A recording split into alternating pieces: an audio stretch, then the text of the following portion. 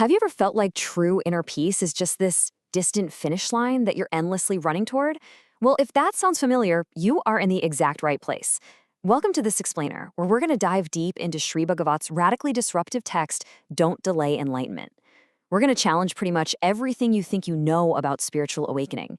We'll be deconstructing the actual mechanics of your mind, step by step, and exploring this incredibly empowering idea that the mental state you've been desperately searching for might not actually require the massive struggle you think it does.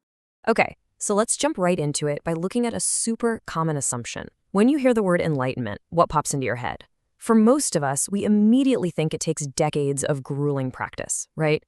Isolated meditation in a cave, lifelong asceticism. We just assume it's this incredibly long marathon. But the text asks us to reconsider this timeline completely.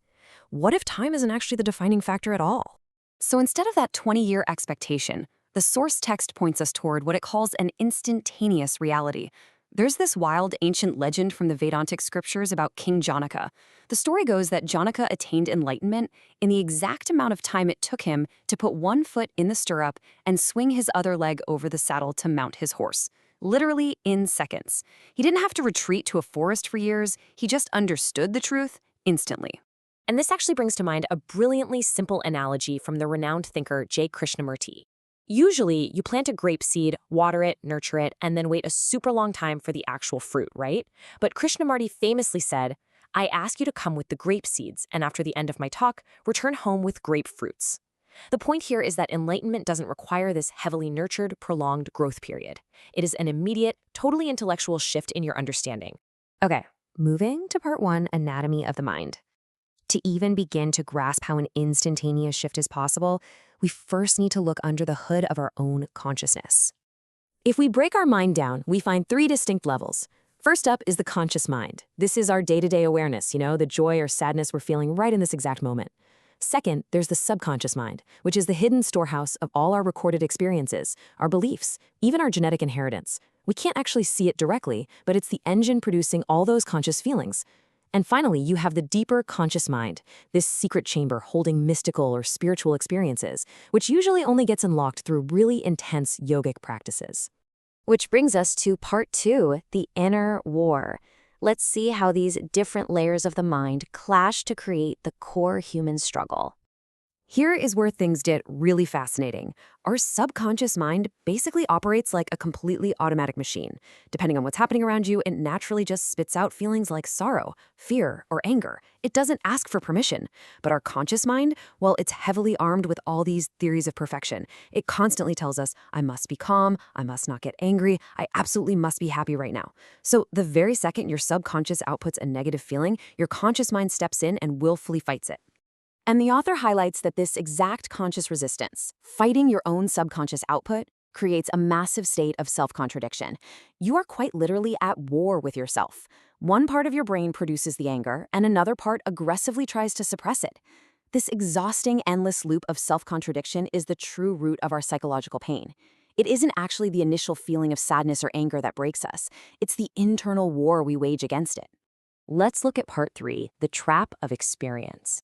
This really explains why our standard go-to solutions like, endless spiritual practices or constantly chasing positive highs almost always fail to give us permanent peace. There's this really eye-opening chain reaction at play. The author boldly knocks spiritual experiences right off the mystical pedestal we tend to put them on. He explains that all mental feelings, from your run-of-the-mill sadness to the absolute highest state of divine euphoria, actually trigger a chemical change in your physical nervous system. So what we like to call a mental or spiritual feeling is at its core felt as a physical sensation in the human body. And here is exactly why that is absolutely crucial to understand. Our physical bodies have hard limits. Because all experiences, yes, even the profound spiritual ones, are just temporary chemical and physical states. They naturally have to fade away eventually. Your physical body literally cannot sustain a permanent state of excitement or bliss without completely breaking down. Therefore, true enlightenment absolutely cannot be found by chasing after and trying to hold on to a temporary physical experience. It's a biological impossibility. All right, part 4, the flow of liberation. So, if chasing spiritual experiences is a dead end and fighting our negative emotions just causes an inner war, What on earth is the actual solution? The text uses this really grounded metaphor to explain it. Imagine holding a tiny, weightless piece of paper. If it slips from your hand, you don't even notice the loss of weight, right? That is exactly how our ordinary, neutral thoughts flow. But now, imagine gripping a heavy, massive object. If you finally drop that, you instantly feel this huge wave of relief. Sorrow and pain only feel like that heavy object because we grip them so tightly with our mental resistance. Letting our consciousness flow is literally as effortless as dropping that weightless slip of paper. Think of it like watching passing clouds in the sky. Our conscious feelings will spontaneously come and go all on their own if we simply stop fighting them. The author makes a brilliant distinction here. While we absolutely must act diligently in our outward external lives, following rules, helping people, doing our jobs, inwardly, we have absolutely no duty to correct or police our consciousness. There's simply no such thing as a wrong inward feeling. They are just passing clouds. The biggest roadblock to this natural flow is becoming what the text calls the possessor. The possessor is that really demanding part of our I consciousness that insists on a specific future state. It's the voice in your head screaming, "I must fix this sorrow by tomorrow," or "I must hold on to this feeling of joy forever." By demanding a future state, the possessor violently interrupts the natural flow of your feelings. It traps you in this totally vicious circle of effort and frustration. So here is the true paradigm shift, broken down into 3 incredibly simple steps. Ready? Step 1. A feeling naturally arises from your subconscious. Step 2. Your conscious mind accepts it entirely, without applying any rigid theories of perfection to it.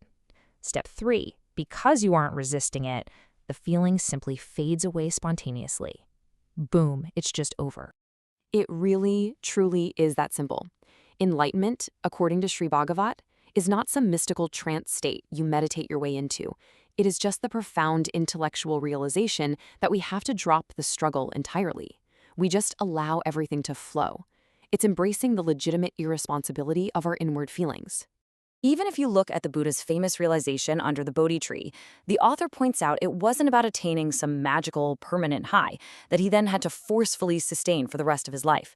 No, it was the instantaneous understanding of this exact flow. Buddha realized the severe limitations of all those intense, grueling practices he had put himself through, and in a fraction of a second, he just dropped the struggle. Now, you might be sitting there wondering, okay, but what about purifying my character? Don't I need to fix my bad habits?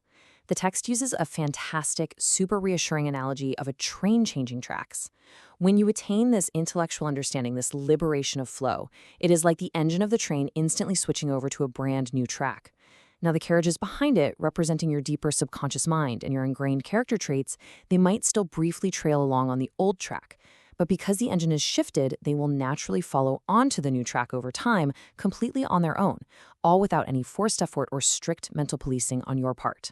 So, as we wrap up this explainer today, I want to leave you with a provocative thought to explore in your own life. What feeling, what passing cloud are you actively resisting right now that you could simply allow to flow? What heavy object can you just let fall? The path to inner peace might not be a lifelong grueling battle after all, but rather a split-second decision to just surrender your arms. Thanks for joining me, and I'll catch you in the next one.